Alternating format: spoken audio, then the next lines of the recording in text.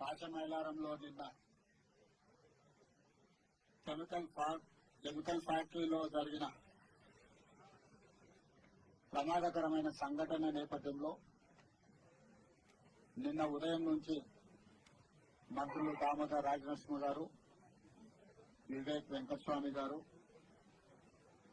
స్థానిక collector, police ఉన్నతాధికారులు, అదేవిధంగా ఫైర్ సిబ్బంది అందరూ కూడా ఈ సంఘటన తదనంతర పరిణామాలన్నింటినీ కూడా దగ్గర ఉండి పర్యవేక్షిస్తూ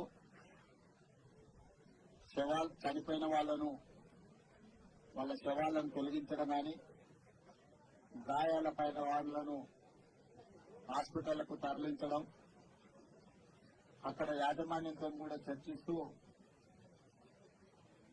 నష్ట నివారణ చర్యలకు పూర్తి స్థాయిలో ప్రభుత్వం చర్యలకు ఉపక్రమించింది.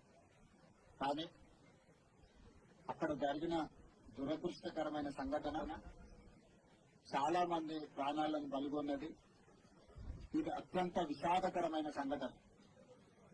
ఇప్పటి వరకు ఉమ్మడి రాష్ట్రంలో గాని, తెలంగాణ రాష్ట్రంలో గాని ఇన్ని ప్రాణాలను బలిగొన్న దుర్ఘటన జరగలేదు.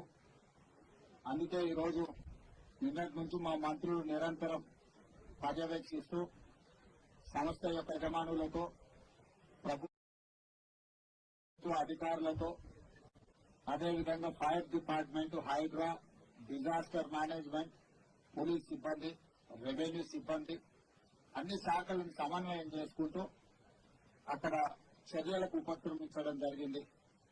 మంత్రుల పర్యవేక్షణతో